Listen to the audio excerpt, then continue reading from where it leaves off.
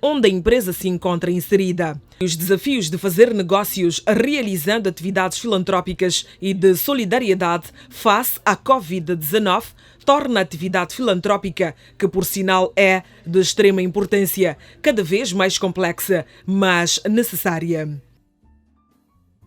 Dino foi um dos empresários que, não obstante a crise nos seus negócios, mantém presente a sua responsabilidade em apoiar as comunidades através da Fundação Foi Itsushi, onde é presidente do Conselho de Administração. É o nosso convidado especial para o Mais Negócios de hoje. Muito bem-vindo à presente edição, caro telespectador.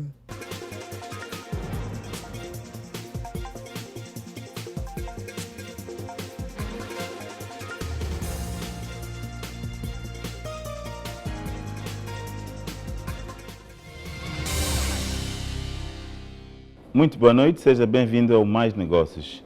O nosso convidado hoje é o empresário Dino Foi, subejamente conhecido no nosso mercado. E antes de fazer a descrição, vou agradecer ao Dino por ter aceito o nosso convite. Dino, muito obrigado. Nós somos a Média Mais TV, somos o Mais Negócios. Viemos apenas conversar consigo, saber, digamos, da sua vida empresarial, saber como é que está, Dino? Para onde é que este mundo vai parar com esta Covid-19? Como é que está o país? Muito obrigado. Muito obrigado, Moçambique. São momentos muito difíceis. Nós já há algum tempo falávamos de momentos turbulentos. Quando falávamos de momentos turbulentos, especificamente falávamos da parte da dívida, da contração da economia mundial. Exato. Falávamos do performance da nossa própria economia moçambicana, mas para piorar, hoje temos a Covid. A Covid, por mais que a pessoa tivesse todos os métodos para projetar possíveis problemas futuros, penso que ninguém poderia estar a esperar prever uma coisa como esta. Então, apanhou todo mundo de surpresa. Primeiramente, as pessoas simplesmente olharam para o lado da saúde pública, mas agora é um caso macroeconômico, porque isto está a destruir completamente o tecido macroeconômico. As exportações estão em baixo a nível mundial, as importações também estão em baixo. No caso específico de Moçambique, temos pessoas já a perder empregos, obviamente por motivos naturais, porque uma empresa não pode não estar a produzir e ao mesmo tempo carregando o mesmo número de mão de obra. Dados efetivos da CTA mostram isto, e isto já está a virar um problema, porque no final do dia temos aqui a questão do que é que vai ser feito. O que é que o governo terá que fazer? É uma batata quente que está do lado do setor privado, mas também está do lado do setor público, e teremos que gerir. Dino, em alguns países a entrada da Covid-19 foi mesmo em termos digamos, de seu nível de fatalidade muito alto. Itália morreu muita gente, Estados Unidos morreu muita gente, Rússia morreu muita gente, e naturalmente a economia respondeu a esse movimento. Mortes nunca são poucas, mas há um grande movimento em termos de divulgação diária, muita mediatização do assunto. Não acha que este movimento, digamos, dos mídias em relação a este assunto pode se tornar nefasto para, digamos, pode criar medo e as pessoas pode ser esse motivo que cria a retração na economia? Isto é uma faca de dois gumes. Eu sempre serei a favor da massificação da informação. As pessoas precisam de ter informação em dia e de fácil acesso. Infelizmente estamos numa era de tecnologias em que a velocidade é extremamente alta. Há muita manipulação de informação. E isto também cria um certo ruído naquilo que seria aquela pessoa que receberia a informação.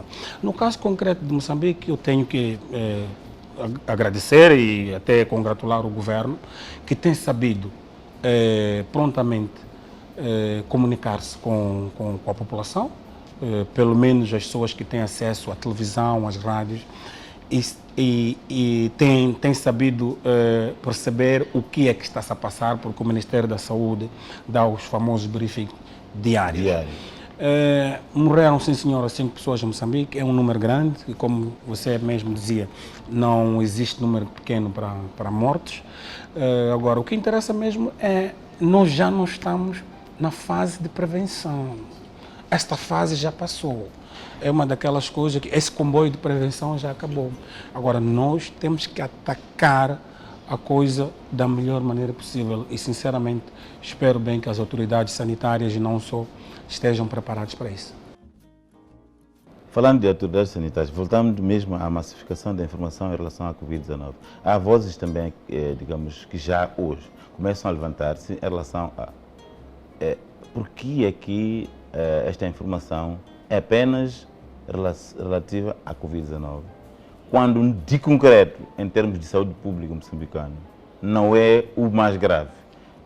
No Moçambique morem diariamente muito mais gente, por malária, por tuberculose, por HIV-Sida, por suicídios, por depressão, por tantas outras doenças, e nunca ninguém falou disso. E todos os dias sabemos que não morreu ninguém, não morreu ninguém, não morreu ninguém, mas temos uma mediatização dessa informação. Como é que tu avalias isto? Espero não ser mal compreendido, mas o certo é que Covid está na moda. Pronto.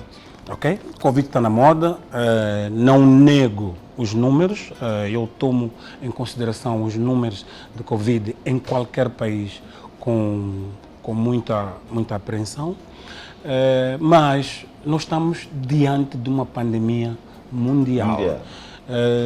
Eu tenho 40 e poucos anos, não me recordo de nenhuma vez ter visto algo do gênero. Possivelmente até tenha havido, mas naquela altura talvez a informação não era assim tão rápida. Então, se for a ver que nós estamos a olhar para uma situação em que a coisa começa em um ano, lá para dezembro, na província de Hubei, e toda a gente pensava que isto aqui é um problema chinês. Exato. Até há chefes de Estado que chamaram isso de doença dos chineses. Mas o que acontece aqui é que essas pessoas que pensaram assim, nem sequer olharam para o fenômeno muito grande que estava acontecendo na China. É que o Covid arrancou exatamente na altura do fim do ano chinês. O fim do ano chinês tem um significado muito grande para o chinês, que é a altura em que todos os chineses, ou uma grande parte dos chineses, saem dos países onde estão e voltam para a China, para agradecer os pais, honrar os espíritos e por aí fora. E na altura em que o governo chinês finalmente decidiu abraçar o problema da Covid como uma pandemia, já tinham fugido 5 milhões de chineses na província do Hubei. Então, 5 milhões. Isto criou, obviamente houve um lockdown em um ano, mas isso criou uma situação de êxodo. É que aqueles países que tinham os seus também foram tentando tirar. Infelizmente não notaram que o problema não estava com os chineses, já era um problema geral. Foi por isso que, diferentemente de outros países, Moçambique, os casos de Moçambique vieram da Europa. Então, houve um êxodo muito grande de europeus e americanos que foram aos seus países, aparentemente fugindo da China, não sabendo que estavam a carregar a doença para os países de destino. E, obviamente, no final, é o que nós estamos a ver. A OMS vai, como o órgão máximo na área sanitária a nível mundial, vai à medida que pode trazer princípios de como nós podemos, de uma ou de outra maneira, lidar com esta doença, mas também é preciso perceber que mesmo a própria OMS não sabe como lidar com ela, porque uma vez sai com uma diretiva, outra vez sai com outra diretiva. Mas nós estamos a tentar, como humanos, sobreviver, e é importante que o número de mortes seja mesmo baixo e até queremos que o número de infectados seja baixo. Não vamos aqui perder muito tempo com esses assuntos de saúde que nem eu, nem o Dino somos especialistas, porque até lhe perguntaria, não se admira o que acontece em África, o continente que aparentemente é o menos cuidadoso, que tem menos recursos, é o que menos sofreu, o continente europeu, que aparentemente tem mais recursos, é o que mais sofreu. Quais que relações é que pode tirar em relação a para os que acreditam em Deus, eu acho que poderiam dizer que o Deus gosta da África. Okay? Ou nasceu em África. Exatamente. Mas o que acontece é o seguinte, é que daquilo que eu posso ver neste vírus, é que parece que ele se comporta diferente de uma e de outra região, ok? Obviamente aqui as minhas bases não são científicas, estou a falar de questões de observação, exatamente, mas também penso que há um outro fator aqui que muita gente às vezes não olha, é que a população africana é jovem. Então, se nós formos a ver, não estou a dizer que a Covid não mata jovens, mas se formos a ver o grosso das pessoas que têm morrido nos Estados Unidos, no Brasil, na Europa, no seu geral, é um pessoal de uma fasquia um pouco mais elevada. Exatamente, deve ser pessoas já com alguma anomalia em termos de saúde e a Covid aproveita-se. Mas alguém pode depois dizer que não, nós tivemos aqui questões de morte de pessoas de 13 anos, de 15 anos. Isto também acontece, mas parece-me que o facto da África ter uma população maioritariamente jovem está-nos a ajudar na Covid. Dino, perdemos aqui na Covid porque, como dizia muito bem, a Covid está na moda. Está na moda e nem sequer, digamos, fizemos uma pergunta de partida. O Dino é um empresário que atuou em várias áreas e, fundamentalmente, nos últimos anos evidenciou-se na área de filantropia. Filantropia. Filantropia. Exato. Quem é Dino Foi? Eu não acho que eu seja um empresário. Eu me considero um projeto de empresário. Esse projeto vai morrer projeto. Nunca se sabe. Por quê? Porque eu aprendo todos os dias. Eu não tenho todas as ferramentas. Eu aprendo com todos. Isto para dizer que o Dino é um cidadão moçambicano que nasceu em Assunção em 1974. Começou a pôr sapato aos 8 anos. E é casado e tem uma filha de 10 anos, é formado na área de economia, especificamente na gestão de empresas. De vez em quando é professor universitário, pai a tempo inteiro e também gestor de algumas empresas, para além de que está nesta área da filantropia. É muito importante fazer aqui um pequeno reparo na área da filantropia. A área da filantropia que eu estou a fazer é através de uma fundação.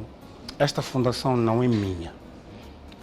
Nós temos apoios em mais de 55 países. Tem gente que achou que eu poderia liderar a fundação em Moçambique. Refere-se à fundação Suchi. Exatamente, que é uma fundação de princípio ou de cariz. O que significa? De cariz budista. Suchi quer dizer compaixão em chinês. Exatamente. Mas a Suchi está em cerca de 100 países neste momento e estamos a trabalhar em Moçambique desde por aí 2009, 2010. Temos mais de 3.000 voluntários, nós trabalhamos na base de voluntários, eu sou um voluntário. Estamos a trabalhar neste momento também na área de saúde, porque primeiramente só trabalhávamos na área de solidariedade, para além de que, através de irmãos espalhados pelo mundo, nós vamos implementar um projeto de reconstrução de 3.000 casas e 23 escolas na província de Sofala, um investimento na ordem de 105 milhões de dólares. Qual é aliás, já acabou de referir que a proveniência dos fundos tinha a ver com a contribuição dos voluntários. É mais ou menos isso. o mesmo acontece com a Foi Foundation, que já é uma fundação também da família Foi. Não necessariamente. A Fundação Foi é uma coisa que trabalha na minha casa. Ainda não é. Nós damos um suporte, à Fundação Suchi. Então, é importante que eu esteja a liderar a tempo inteiro a Fundação Suchi. A Fundação Suchi está espalhada pelo mundo, como eu dizia, e nós temos cerca de 10 milhões de voluntários, e esses voluntários mensalmente... $1 de cada voluntário, são 10 milhões. Exatamente. É preciso frisar que, por acaso, no caso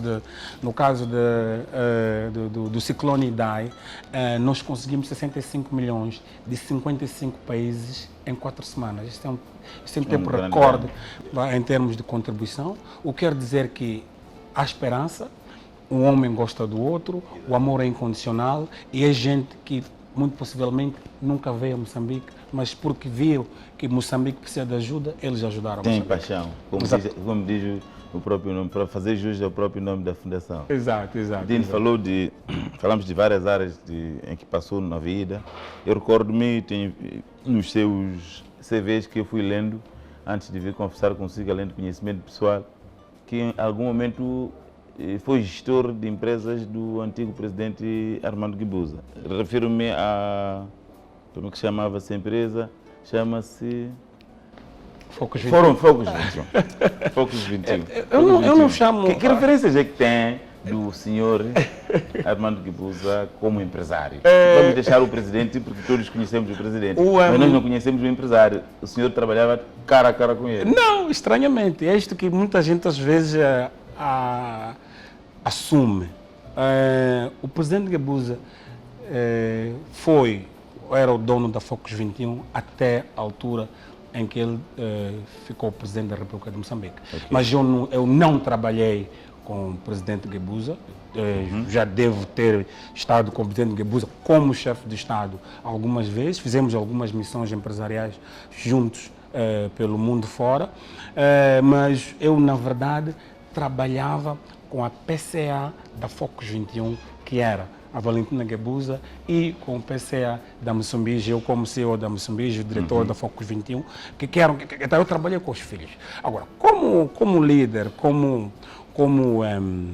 presidente da República de Moçambique, obviamente há muitas coisas que eu aprendi dele, às vezes ouvidas diretamente da boca, outras contadas, é que ele era um pai extremamente rigoroso. Ele era... Sim. Digo naquela fase em que eu posso falar disso. É um pai extremamente rigoroso, queria que os filhos fossem pessoas sucedidas e comportadas na sociedade e queria um Moçambique que desse um salto, tanto mais que ele sempre apoiou as iniciativas privadas e achava que o moçambicano devia ser rico. O moçambicano não devia ter medo de ser rico. Eu me recordo, o presidente que vai dizer, o moçambicano não pode ter medo de ser rico. E riqueza é o que nós todos queremos. Às vezes a riqueza pode ser vista como meios ou capital, mas também tem alguma riqueza de espírito, que é muito importante. A tua inspiração vem daí? É ser rico? Não. Eu acho que eu já ultrapassei esta fase de tentar ser rico. E quando eu digo já ultrapassei essa fase de tentar ser rico, falo desta parte material. Eu já me desfiz dos bens materiais. Eu vivo... Também sou assim que você abraça a filantropia. Exato. Eu vivo uma vida pacata. Eu sou presidente da fundação, mas eu pago todas as minhas despesas, incluindo as viagens da minha esposa. Obviamente, a nossa fundação paga as minhas passagens. E eu procuro uma outra coisa, possivelmente até seja algo que esteja lá no fundo da minha consciência.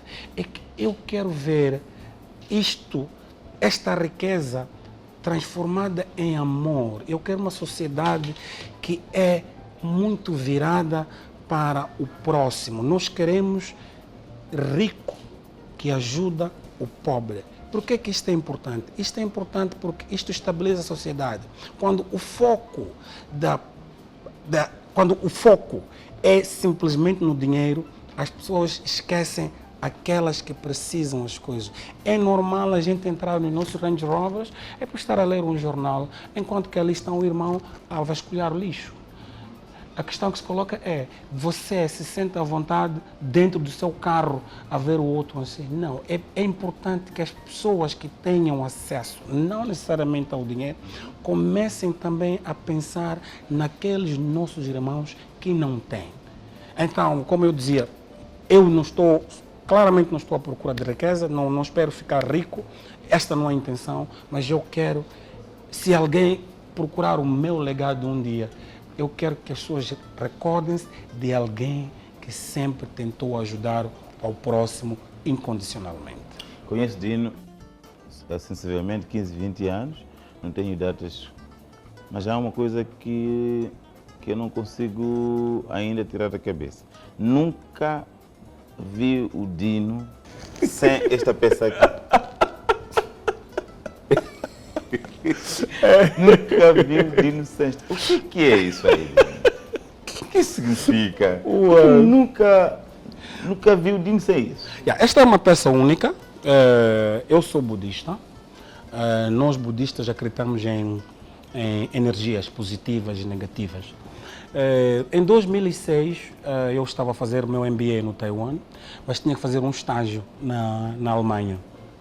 Era a primeira vez que eu ia à Alemanha e o meu monge achou por bem me oferecer este amuleto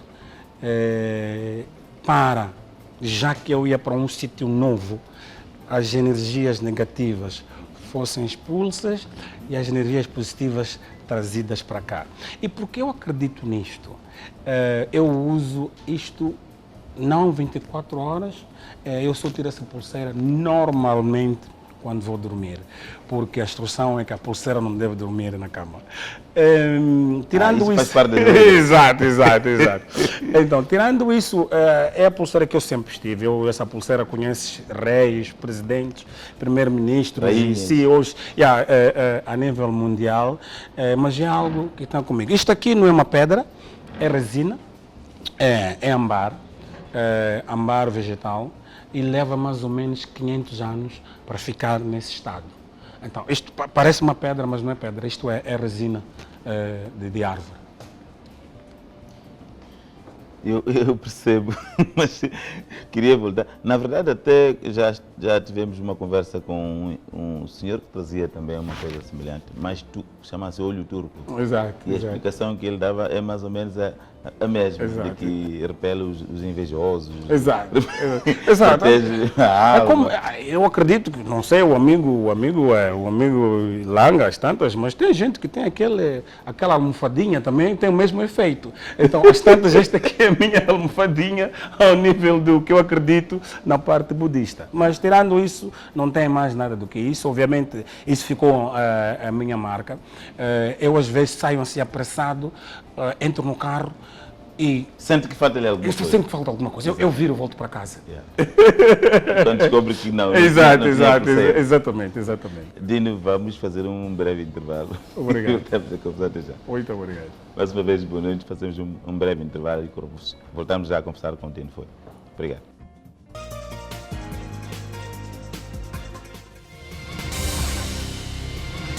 No mercado de câmbios com referência ao dia 8 de julho, o Banco de Moçambique estabelece taxas de câmbio médias de referência em meticais por unidade de moeda externa. O dólar americano cotado a 70,20, o rand a 4,11, o renminbi, a moeda chinesa, a 10 meticais, a libra esterlina a 88,01 e o euro a 79,28.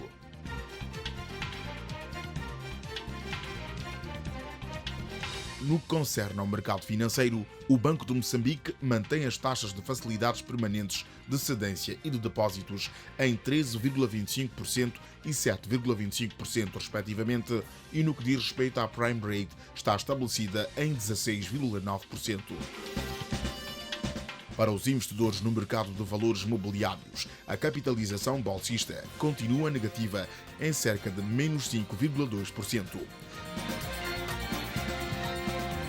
Quanto ao índice geral de preços ao consumidor, o país registrou em junho de 2020 uma inflação mensal de menos 0,6%. A variação acumulada situou-se em 1,14% e a variação homóloga em 3,02%, caracterizando uma inflação média de 2,78%. Todas as semanas, a Mídia Mais TV traz para si os indicadores que influenciam o seu processo de tomada de decisões de negócio, aqui, onde se fala de tudo, mais negócios, na Mídia Mais TV. Mais uma vez, boa noite e seja bem-vindo à segunda parte do Mais Negócios. Hoje conversamos com o empresário Dino Foi, que hoje aceitou nos receber na sua casa, no El Patrón. Dino, o El Patrón inaugurou e logo a seguir veio a Covid-19. Qual é o sentimento que os acionistas têm em relação a esta situação? Investimento desta natureza, deste vulto, e de repente tem que parar. Há uma grande pressão, obviamente. Não sei se sabe, mas nós temos cerca de 83 funcionários e a pressão que a Covid veio nos dar tem que criar uma situação em que nós teremos que reduzir a mão de obra. Nós fomos, se não me engano, a primeira casa a fechar aqui em Maputo, exatamente porque nós percebemos que havia uma grande avalanche de pessoas que vinham da Europa, quando a Europa era, na verdade, uma batalha na Covid, e os voos para Moçambique, nós tínhamos cerca de 7 ou 8 voos por semana para Moçambique, e a última coisa que nós queríamos era que o primeiro caso da Covid em Moçambique fosse no El Patrón. Isso ia trazer uma publicidade extremamente negativa e nós decidimos, em sede de Conselho de Administração, fechar a casa e esperar que hajam algumas diretivas. Quando veio o estado de emergência, as diretivas estavam claras, nós reabrimos a casa, seguindo todas as diretivas da INAI. Nós chamamos os inspetores da INAI que vieram nos dar uma aula de como é que nós tínhamos que montar a casa, desfizemos-nos de muitas mesas, criamos o distanciamento, criamos o álcool nas casas de banho, o álcool na entrada e também aquele tapete com javel, para além de que toda pessoa que entra nesta casa é medida a temperatura. Exatamente, é medida a temperatura. Obviamente, como uma casa que fechou 2 meses e as pessoas entraram em pandemônio, vai levar algum tempo para voltar a recuperar aquela clientela. Mas não é só isso. É que esta casa fecha às 21 horas, diferentemente do tempo normal, em que nós fechamos a casa às 2 horas. Então, isto também cria um outro problema, é que a faturação é extremamente reduzida. Se nós estivermos a falar de 10%, 20%, já se vai com muita sorte. Para além de que algumas coisas foram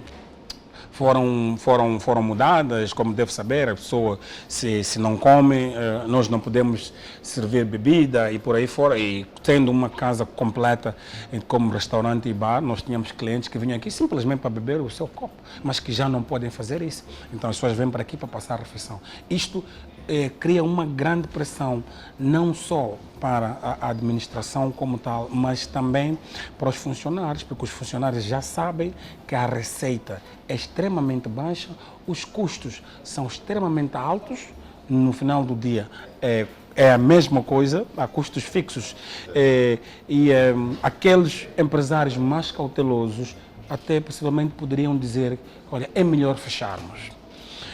Mas nós, como El Patrón, não estamos só a pensar no lucro, que na verdade esta casa não poderá dar lucro em menos de 3 anos, mas nós queremos também dar um sinal ao nosso ativo mais importante, que é o recurso humano, que nós estamos juntos, nós percebemos que a situação é má, nós tentaremos ver se a casa pelo menos paga os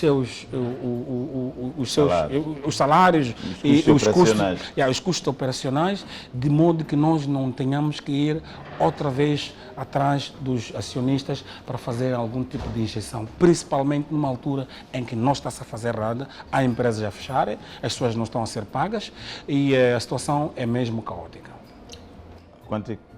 Qual é a sua opinião em termos objetivos?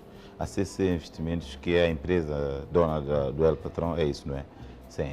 Qual foi mais ou menos o volume de investimento para criar um estrondo destes de restaurantes, como é o El Patrón?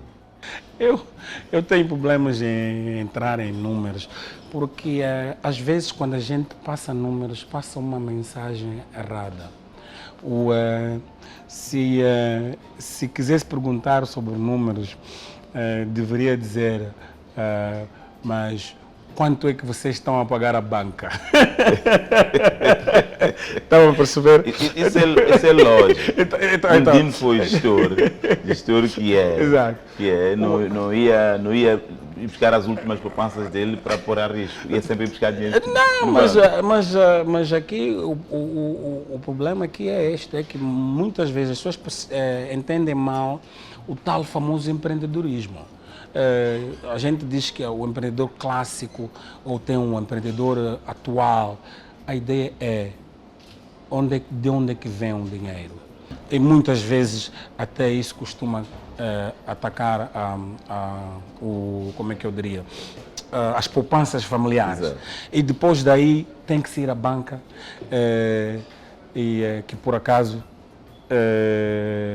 ela também está a ser atingida pela Covid, para implementar um empreendimento como este.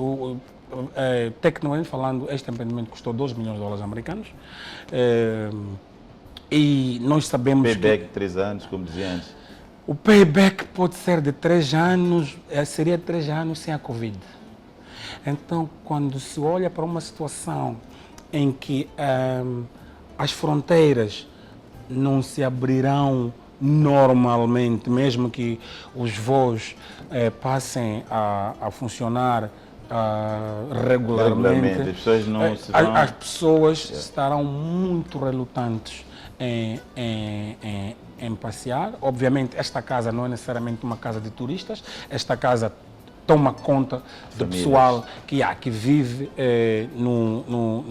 nas fronteiras moçambicanas, independentemente de serem nacionais ou estrangeiras, de modo que é um investimento que possivelmente daqui para frente pode não ser viável, porque há uma pressão muito grande. Estamos, sim senhor, a olhar para a banca e ver exatamente o que é que a banca pode dar. Há sinais claros de moratórias da banca, mas uma moratória é apenas uma moratória. Exato. Porque naquele tempo da moratória não quer dizer que você estará a faturar em grande. O grande problema é a faturação, é que as empresas não estão a faturar, as empresas não faturando, aquele dinheiro que a gente gastaria dentro do restaurante como El Patrón muda para uma outra atividade familiar. Exato. E possivelmente as pessoas ficam um pouco mais fechadas em relação aos gastos. E uma casa como esta sai a perder. Infelizmente, esta é uma situação que muitas empresas estão a passar. Como dizia muito bem, isto é uma crise global. Se El Patrón fecha, o vendedor de ovos não vende, o vendedor de alfaces não vende, o vendedor de água baixa a fatura, o vendedor de energia baixa o consumo, e vai ser em escada e em cadeia. Toda a cadeia de valor que fornece o patrão também fica afetada. Então, o governo também cobra menos imposto, quer dizer que sofre também. Os bancos também têm menos juros, porque há menos movimento financeiro. Então, esta situação toda, é preciso, dizia um empresário que também conversamos com ele, que o problema é como ir buscar dinheiro a alguém que não tem. O problema é este. O problema é exatamente este. Alguém que não tem. O Dino é PCA também de uma empresa chamada LM Cloud. Qual é o core business? A LM Cloud é uma empresa, é uma startup que em termos técnicos já teria estado operacional, mas por causa do estado de emergência, há alguns documentos que não podem ser emitidos. A LM Cloud veio para ser uma alternativa na área de internet e também como fiel depositário de informação em cloud ou na nuvem. Então, explica melhor essa parte aí. O que acontece aqui é o seguinte, é que mais e mais está a ser preponderante que a informação esteja a viajar conosco. Se o meu computador está só na minha casa e eu estou em Cabo Delgado, eu não tenho acesso à informação que está no meu computador. Mas se eu faço a sincronização dos dados do meu computador para os servidores da LM Cloud, em qualquer parte do mundo onde eu estiver, eu tenho a minha informação em tempo útil e para isso só precisamos de uma conexão para a internet. Isto ajuda não só ao facto de a gente querer aceder à informação, mas, por exemplo, quando nós temos, na pior das hipóteses, o roubo de equipamento. Exato. Quando, na pior das hipóteses, temos um incêndio. Então, todo o nosso trabalho pode passar em tempo útil para os servidores da LM Cloud e, em função disso, podemos aceder no ápice. Exato. São negócios inovadores relacionados com a evolução tecnológica, digamos, que todos, feliz ou infelizmente, dependem da internet. O fato de Moçambique não estar a garantir boa qualidade de internet implica que a LM Cloud vai investir também nos seus veículos. Sim. Ou apenas vai alugar, digamos, espaços dos que já investiram em cabos? Nós vamos o bom da internet é que tem recursos quase que infindáveis, embora que tecnicamente nós sabemos que não existe isso. Por quê? Porque nós podemos sempre ir buscar a largura de banda de outros operadores, aglutinar e oferecer a novos clientes. Essa largura de banda, se ela não estiver a ser usada por um operador, estará lá sentada. Então a LM Cloud quer aproveitar esta possibilidade de ir buscar essa largura de banda. Até o dia em que nós acharmos que há uma exaustão, então a partir dessa altura nós estaremos numa posição de possivelmente irmos buscar a nossa própria e aglutinar. Mas neste momento nós vamos trabalhando com as operadoras que estão em Moçambique. Sabemos, sim senhora, que a nossa internet não é de grande qualidade. Eu pessoalmente em casa acho que já mudei de operadores 7 vezes. Mas e às vezes voltar para o mesmo operador. Às vezes voltar para o mesmo, exatamente. E depois até tem aquela de melhor ficar com o diabo que a gente conhece. Mas a LM Cloud quer simplesmente ajudar a gerir dados remotamente e a Covid também vem mostrar a importância de trazer uma empresa como a LM Cloud. Por quê? Porque, como deve saber, o grosso dos trabalhadores, primeiro, não estão a trabalhar a tempo inteiro. Por lei, pelo menos através dos decretos que foram aprovados via o estado de emergência, tem que haver rotação. Então, tem gente que está a trabalhar a partir de casa. O que quer dizer que é importante que haja aqui uma empresa que, se houver uma empresa pequena, média, que não tenha grandes servidores, então nós estaremos a fazer o depósito dos dados dessas empresas em nossos servidores. Depositários da informação das empresas. Exatamente. Além do papel de legítimo depositário da informação das empresas, qual é o outro negócio aqui em volta da LM3? Me parece que esse não, embora seja o core business, digamos, da criação, mas aqui, quando se fala de internet, fala-se de muitas janelas que se abrem. Sim, claro. E porque a internet é dinâmica. Primeiro, para além dessa parte, tem esta parte de nós termos um Internet Service Provider. Nós vamos oferecer a internet como qualquer das operadoras que estão aqui, sejam elas de cabo, fibra óptica ou mesmo wireless. Então, as outras janelas de oportunidade vão aparecendo por volta disto tudo. E aí eu estaria a dar o negócio todo aqui na televisão, não posso fazer isso. Dino é um empresário jovem, muito amigo de muita gente, quase que foi líder do debate no Facebook. Há uns anos atrás decidiu desistir, digamos, do debate do Facebook. O que é que lhe fez com que tomasse essa decisão? Não, foi uma coisa muito simples. Eu tinha duas intenções. Eu sou também revisor de dissertações de doutoramento e fui notar que estava sentado por cima de 3 dissertações e não estava a ter muito tempo. Eu fui descobrir que gastava muito tempo no Facebook, enquanto que eu tinha algumas obrigações acadêmicas, que era fazer a revisão e fazer com que os candidatos ao doutoramento tivessem sucesso e pudessem defender as suas dissertações. Dentro dos prazos. Exatamente, dentro dos prazos. E nisso também, obviamente, nós gostamos de trabalhar na calada, sem muito show ou marketing. E foi exatamente na altura em que nós estávamos a idealizar o core do El Patron. Então, eu precisava de muito tempo para o El Patron. É preciso frisar que o El Patron levou 18 meses a ser edificado. Então, aquilo tudo foi naquela altura. O que eu disse foi uma coisa muito simples. Preciso de mais tempo para mim. Eu vou me dedicar a coisas que eu me comprometi, e também para mostrar aos meus amigos que eu não recebo no Facebook, então eu posso me desfazer. O nível de interação no Facebook não era de quem não recebe. Não era de quem não recebe. Então, não conheço alguém aqui no mercado que tenha tido Facebook há uns 2 anos atrás, até há uns 2. Foi há quanto tempo que foi no ano antepassado. Há uns 2 anos atrás, que não era amigo do Dino. O maior problema do Dino era gerir 5.000 amigos. Gerir 5.000 amigos, as pessoas querem discutir economia, sociedade, política, tecnologia, é uma série de coisas. Felizmente, por alguma razão, as pessoas confiam em mim. Nunca se sentiu preocupado? Nunca a família lhe chamou a atenção o fato de todo mundo saber onde está Dino hoje?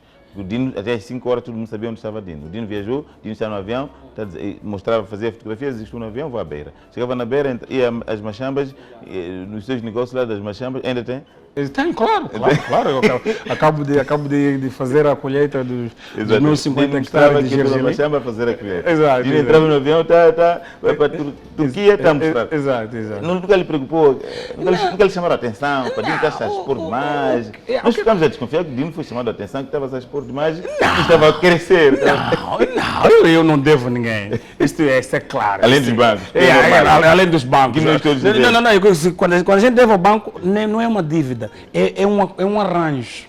Então, a minha vida não é em função de pessoas. Felizmente, há uma teoria de pessoas que aparentemente parecem de segurança, mas não são, nem entendem nada do que é segurança, que pensam que o grau de exposição é perigoso. Mas isto não é uma questão só moçambicana, ok? Não, porque quando tu dizes que estás em Pemba, os ladrões hão de ir.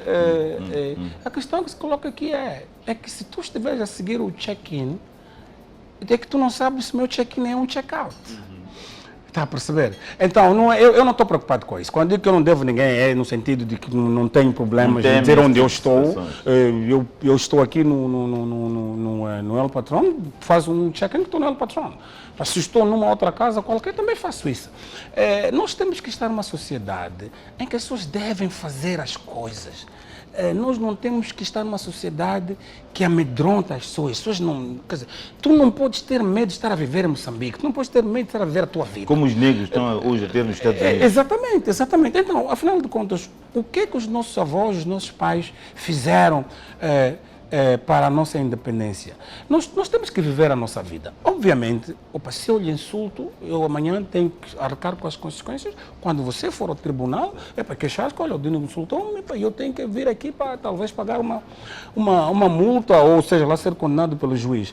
Mas fazer o quê? É que não tem nada a ver, claramente, senão eu não teria voltado. Se vocês forem a ver, depois do El Patrão estar em dia, depois daqueles meus estudantes, aqueles meus três estudantes terem defendido as suas dissertações, eu simplesmente voltei ao Facebook. Eis-me aqui. Dino, há uma pergunta que não conseguimos evitá-la quando conversamos com o jovem empresário. Conhece bem o jovem empresário, convive bem com o jovem empresário. Aliás, é muito difícil fazer, digamos, a leitura daquilo que é o pensamento do jovem empresário quando olha para o sucesso do outro. Qual é a sua opinião em relação ao jovem empresário, ao jovem moçambicano, principalmente da cidade de Maputo e das cidades capitais? Porque Maputo é igual, Beira é igual, Nampula é igual. Eles todos comportam-se com o mesmo perfil. Invejosos, não sei o quê.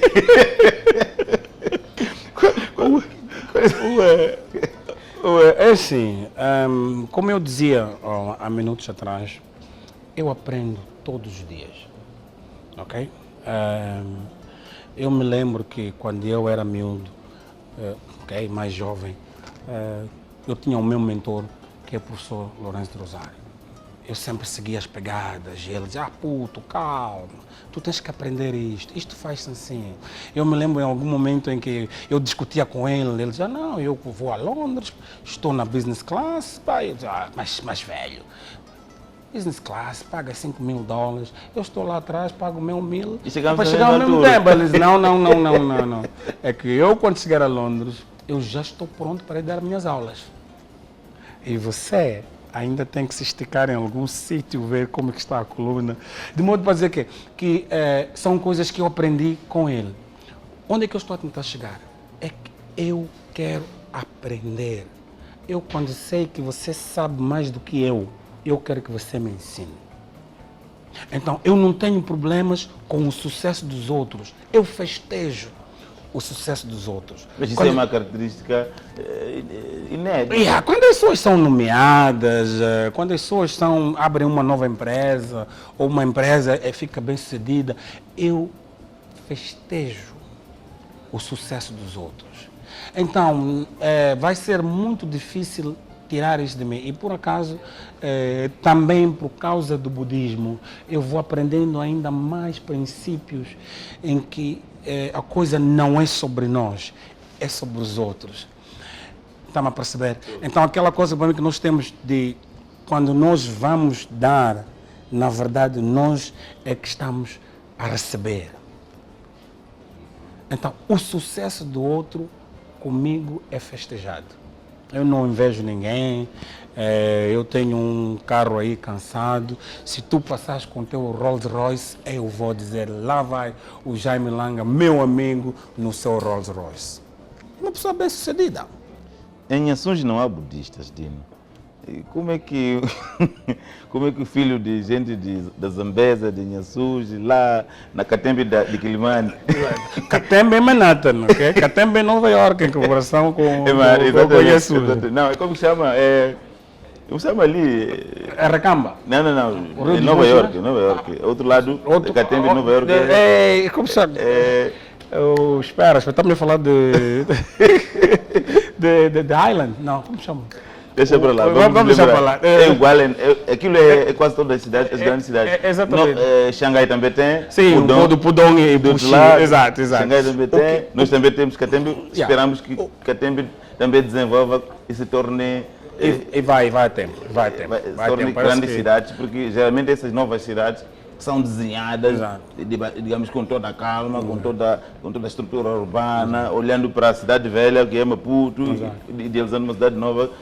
Geralmente tinha que ser assim. E é assim que temos a dar esses exemplos de Nhaçunge. O que acontece? Lá não há budistas. O que aconteceu é o seguinte. E o senhor, a dado momento, apareceu Moçambique como budista. Quando é que isso começa? De onde é que isso vem? Eu fiz a minha licenciatura numa universidade metodista, no Zimbábue. Então eu nunca acreditei muito nas grandes religiões, nas duas grandes religiões, que isto não se leve para o lado errado da coisa, mas eu li o Alcorão Sagrado, eu consumi o Alcorão Sagrado, eu li o significado das suratas, eu posso discutir com o imã como é que aquilo na verdade é. Eu li a Bíblia Sagrada, mas eu não me encontrei. Eu já fui para uma mesquita, eu já fui para uma igreja, mas eu não me encontrei. Pura e simplesmente eu não me encontrei. Nas quartas-feiras nós tínhamos que ir à capela da universidade, mas eu não me encontrei. Então, quando eu vou à Ásia, é que eu percebo que, na verdade, aquelas duas grandes instituições não eram para mim. Por quê? Porque eles estão a ensinar aquilo que está na Bíblia Sagrada. Exatamente. São os ideais deles. Eles estão a ensinar aquilo que está no Alcorão Sagrado. Quando eu pego a vida dos budistas, eu noto que, na verdade, primeiro, o Buda não é um Deus. O Buda foi um professor que ensinou o mundo a amar ao próximo. Então eu descubro no budismo não a religião, mas sim uma maneira de estar com o meio ambiente. Então o budismo olha para o animal da mesma maneira como olha para a planta.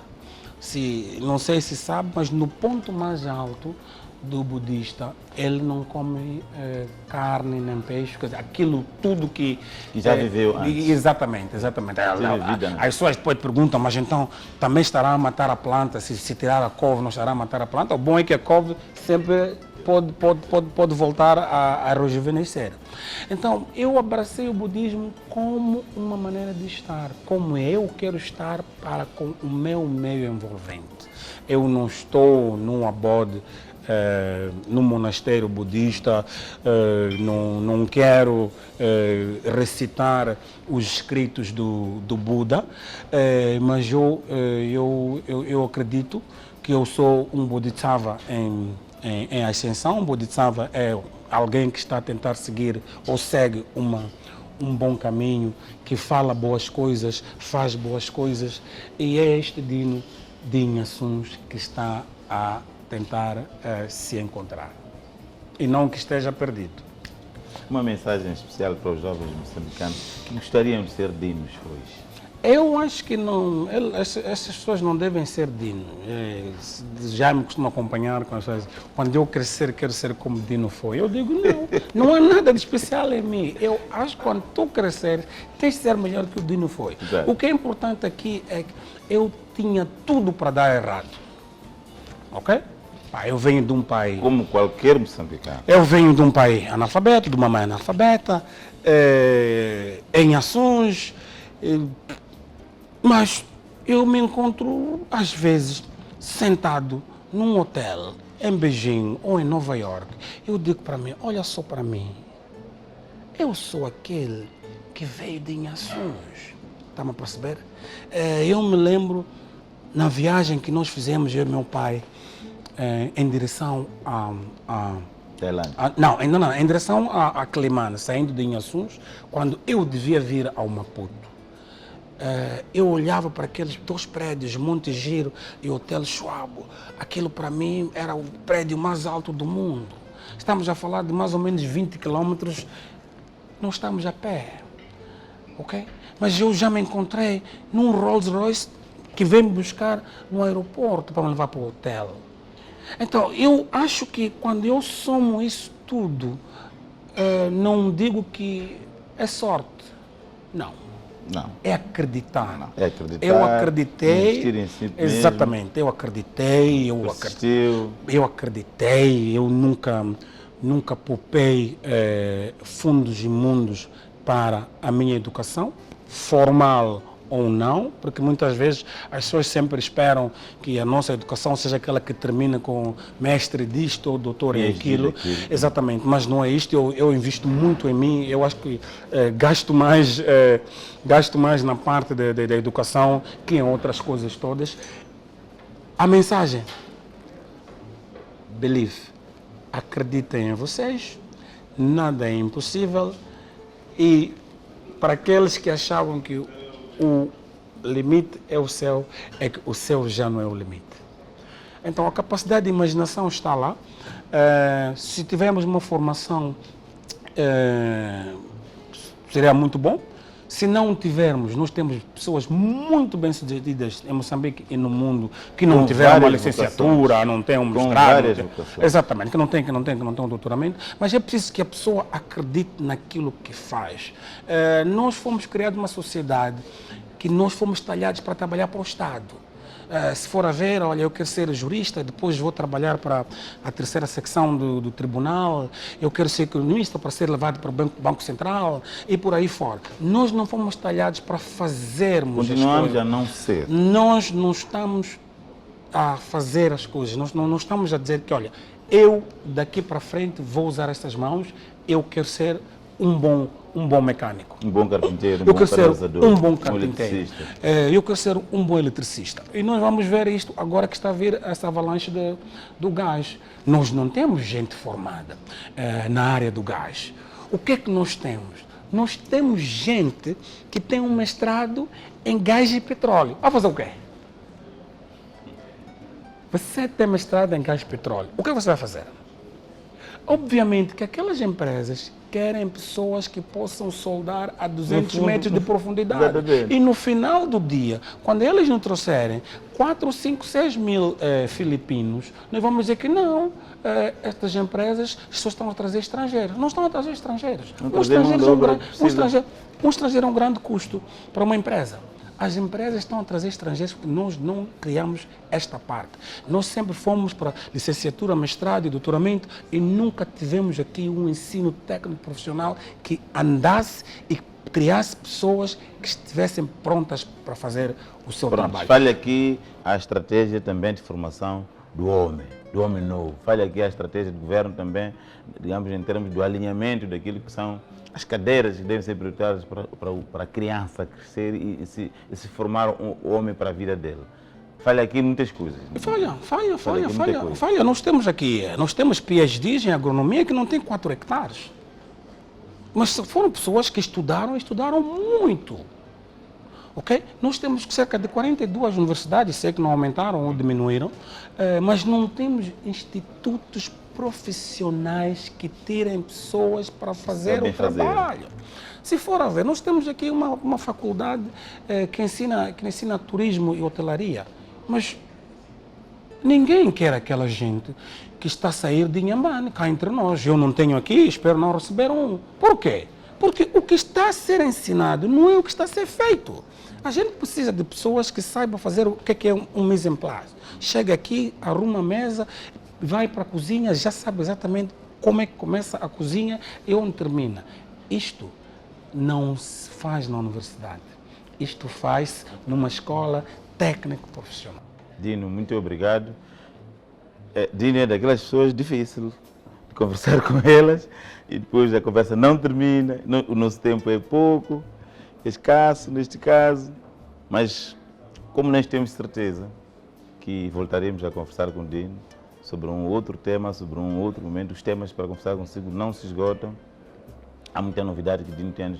Eu não fiz metade das perguntas que ele queria fazer, mas pela retórica, pela sua capacidade de argumentação, acabou consumindo o meu tempo. Mas consumiu muito bem e por isso eu agradeço. Muito boa noite. Terminamos assim a nossa conversa com o empresário Dino Foi, o nosso filantropo de especialidade, que trouxe-nos aqui, digamos, uma inspiração do que nós devemos, principalmente nós os jovens, como é que nós podemos nos orientar para o nosso futuro. Voltaremos a conversar consigo na próxima quarta-feira, aqui à mesma hora. Muito obrigado.